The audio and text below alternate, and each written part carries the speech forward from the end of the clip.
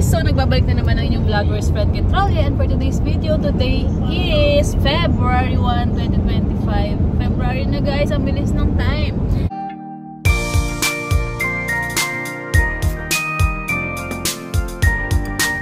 So for today's video, samahan nyo kami, pupunta kami ng Charlotte, North Carolina pa rin naman yun. It's 2 hours away from us. Kasama namin yung mga friends namin. Actually, yung isa doon, ka-work ni Daddy, police din dati. Yung asawa niya, ka-work ko din sa Nuro naman, sa hospital. And, ayun, baka mag-interviewan kami, ganyan. Or, basta tingnan natin. And yung isang activity nila, may pa-activity. Yung isang ganap nila ngayon is maghahanap sila ng baril. Yun guys. So, personally, hindi naman ako mahilig sa ganun. Pero syempre, may experience ako dahil police din naman ako before.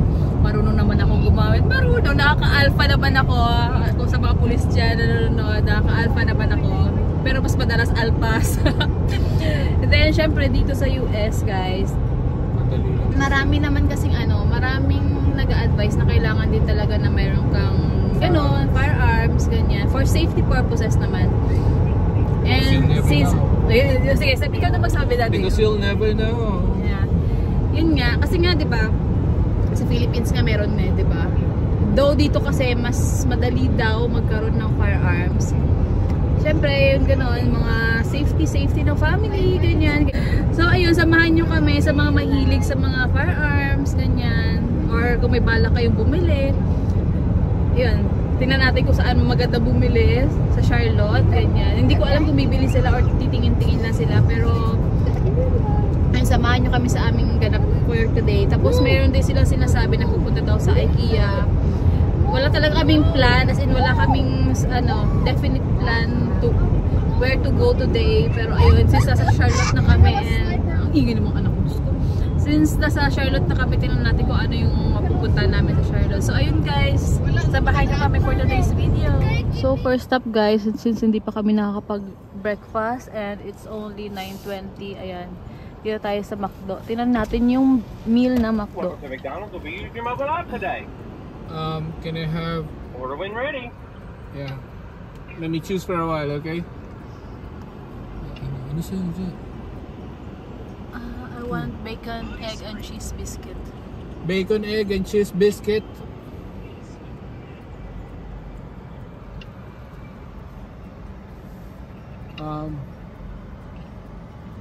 And then... So, nandito na kami guys. Hindi ko alam kung ilan pupuntahan nila. Ilan ba pupuntahan nyo ngayon? Ito lang. Kasi ito lang daw. Ito lang daw pala. Ito, dito kami sa Palmetto State Armory. Dito sa Charlotte. After 2 hours. Yan, tagal ng biyahe namin guys. It's already 11:40. Yan, 11:40 na. So yan, tingnan natin yung mga baril sa loob. Yeah, for sure meron. Oh, may bata naman ate. Yan. Ayun lang kami guys. Hindi kami makapag-video sa loob. Oh, dito rin siya. Ang ganda ng mga guns nila, parang ano sabi mo sa loob? yung ang ganda ng guns nila, parang gun store talaga. Ayun. Sayang, hindi tawag dito? Halika dito. Oh, hindi siya hindi kami pwede mag-video sa loob. So ayun, galing na kami dito sa Palmetto State Armory. Yun lang, bawal kang mag-video inside. Wala ring bawal din mag-take ng photos. Pero ang gaganda ng mga baril, asan ang dami naka-display doon, pati yung mga mahaba, ganyan, yung maliliit na baril nandun. Nakatempt lang siya kasi mura, 400 yung maliit na baril, ganyan. Pero ayun, may fun fact daw si Daddy. Oh, fun facts. Dito sa US, pwede kang bumili ng mga pistol kahit wala kang lisensya. Kahit wala kang lisensya, bili ka, punta ka, pakita mo lang yung driver's license mo, bibigay na nila sa'yo. Ang nakakatawa pa ron sa Pilipinas kasi, yun nga, kailangan mo ng lisensya. Kailangan mo ng lisensya para bumili, kailangan mo ng lisensya para bitbitin. Dito, lisensya mo lang ng driver's license, yun lang. Pagkatapos, kapag itatago mo sa loob ng damit mo yung baril, kailangan mo ng concealed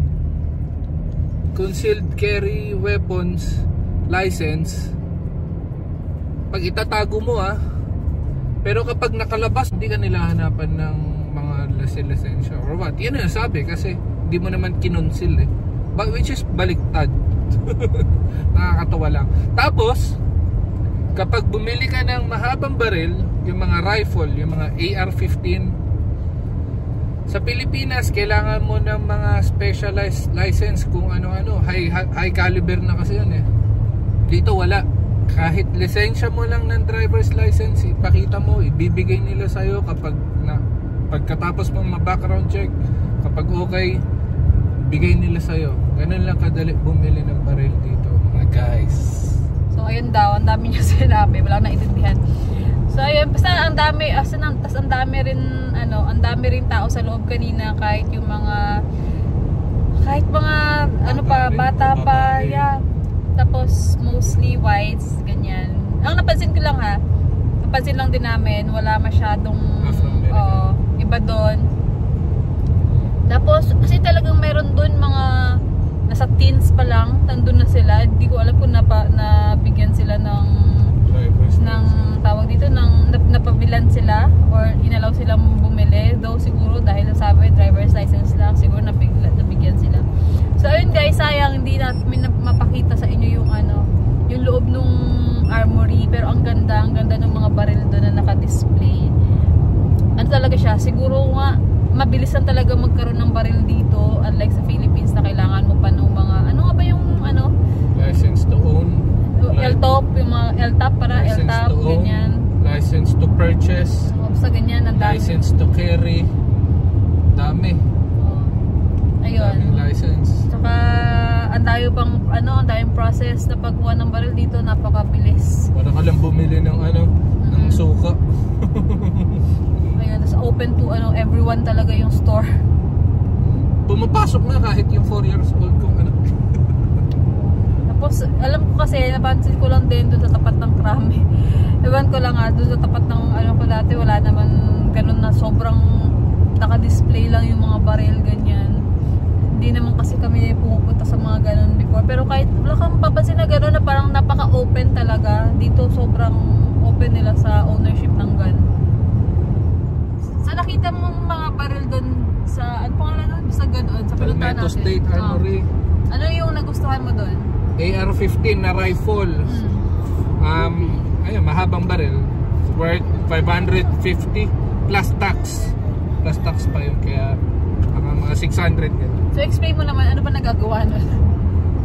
Wala lang, the rifle, mas maganda kasi yung rifle kaysa sa pistol. Sawa na ako mag-pistol, 14 years ako naka-pistol At least pag rifle, mas maganda, mas malayuan, mas maneuver mo. Depende, nasa paggamit na lang mo rin yun. So hinawakan ko rin yun kanina, yung ba yung tinitnan mo kanina? Ang masyado siyang mabigat. Dapat pala tinry ko rin hawakan yung mga pistol, pero sobrang liit talaga guys. As in, yung mga Glock siya, yung mga issue kasi sa amin before, Glock din talaga. Di ba Glock, more on Glock yung ini-issue before.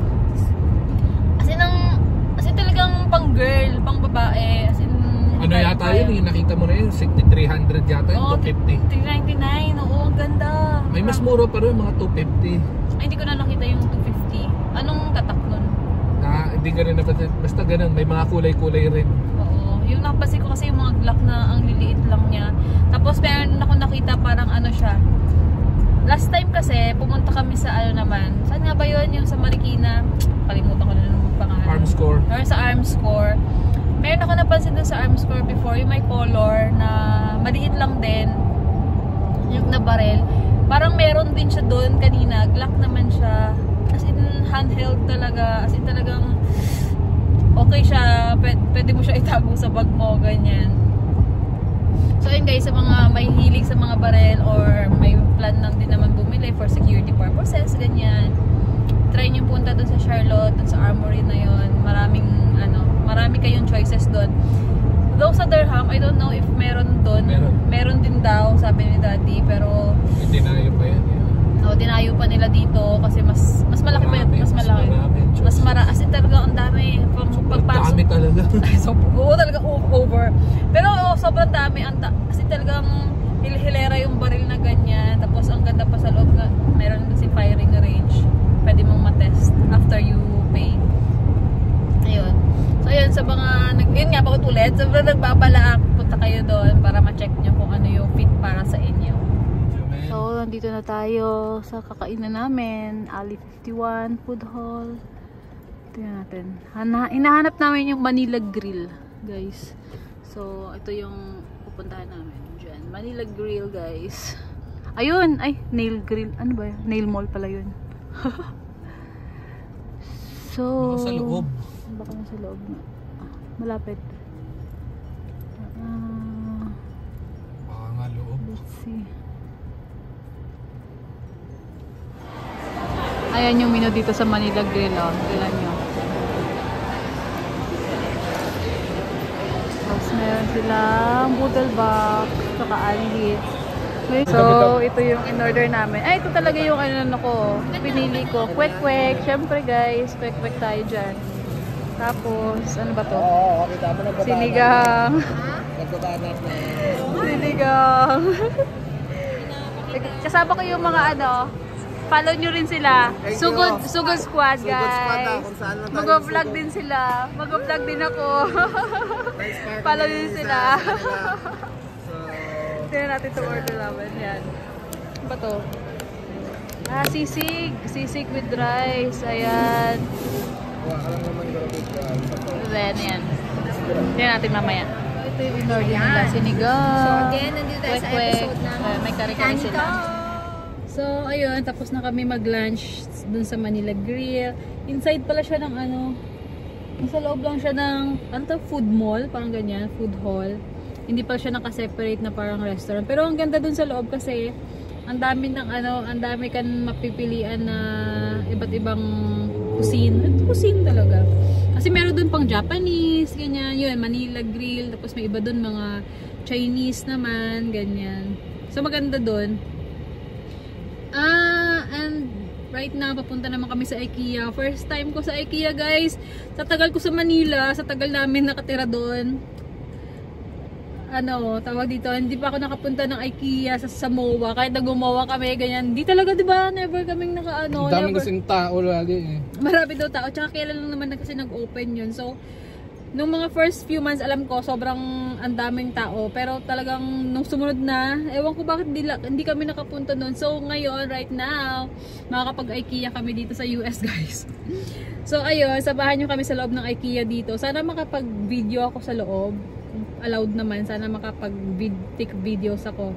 So, ayun, samahan nyo kami, guys, sa aming, tour sa IKEA. Yun pala, gumawa ng video sila Tanya, tsaka si Richmond dun sa Sugod Squad vlog nila, guys. Panoorin nyo sila, follow nyo sila dun. Nag-interview sila about sa amin, ganyan. Hindi ko alam kung kailan nila i-upload. So ayun, abangan nyo rin yun. Follow nyo rin sila.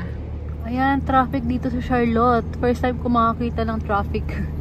Aside dun sa New York na normal na yata yung traffic doon. Tingnan nyo dito, oh. First time ko makakita dito sa North Carolina na nagka-traffic. Ayan, Atrium Health, guys. Kung sino yung mag-work dito, ayan yung Atrium Health. Hindi ko alam kung sa Pineview yan. Baka maraming branch ang Atrium Health. Ayan yung hospital nila.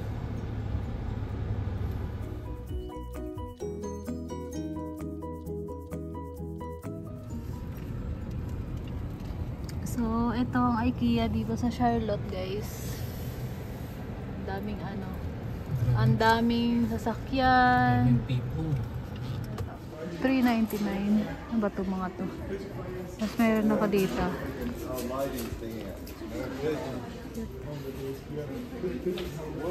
$2.99 lang. Kami sa area ng mga mga plastic. Plastic ba to? Yeah, mga plastic. Kano ba yan? Wala. Para sa Valentine's, prepare kami. Bumili ako ng vase. Kumuha ako ng isang vase. Hanap tayo ng pwede nating mabili. So, plan namin bumili itong shelf unit. Plan mo. Binudol mo lang ako eh. Kasi daddy pala daw bibili. Oh. Kuha ka na ng color block. Ang ganda ng mga nila dito, guys. Oh. Mga shelf, ganyan. Ay, meron dito. Depende kung, ayan o. Tingnan mo, storage box roof. Kung gusto mo ng storage. Ito, or gusto mo to black. Ito, box. 4. This one. Does it include?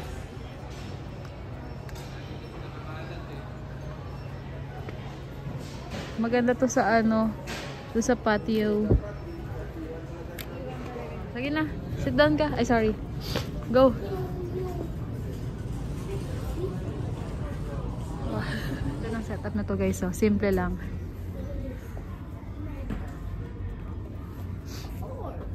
Black and white.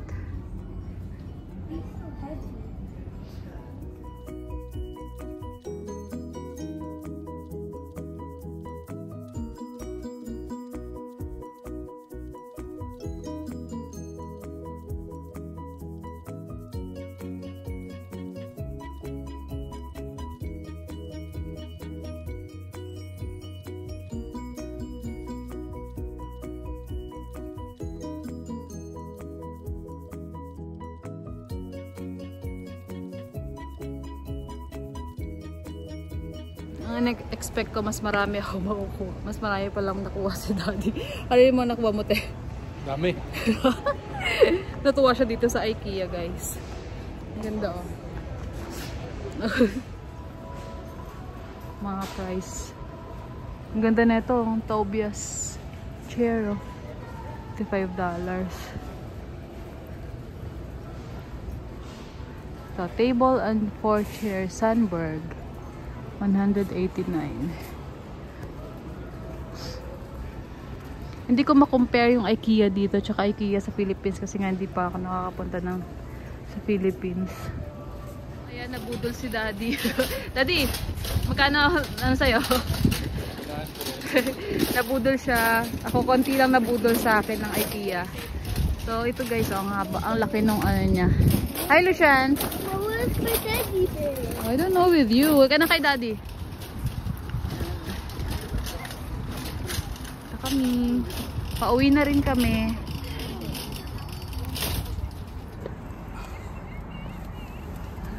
Nabudol ng IKEA. In fairness ha, maganda bumili dito talaga sa IKEA pala. Ano lang siya, affordable. Bumili lang kami ng, ayan, lagayan ng laruan ni Lupi. Yung mga photo album. Ay.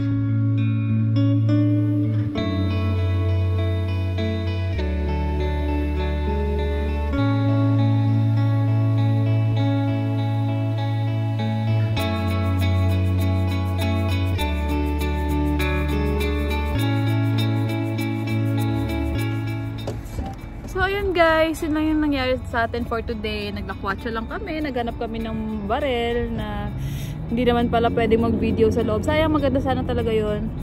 Then kumain kami sa Manila Grill and then we went here sa IKEA para mag-ano na sana, tingin-tingin, kaya lang napabili. And today, on call ako guys. On call ako this Saturday and ayun, 6 to 7 AM pero 6 nandito pa ako sa IKEA which is 2 hours away from us. Sana naman hindi ako matawag and hopefully chill lang yung on-call ko ngayong araw na to. So and guys, thank you for watching this vlog. Lumalamig na naman. Actually parang feeling ko pa-start na ang spring dito sa North Carolina ngayong February. Hindi mo nararamdam yung winter. Parang ano na siya, medyo nasa ano na lang siya ngayon, 13 degrees, ganyan. Hindi na freezing, kasi talagang hindi na siya freezing cold. Nasa Baguio na lang. Yes, parang Baguio feels lang daw, sabi ni Daddy. Nainit na, parang Baguio na lang eh. So ayun, thank you for watching this vlog. Bye!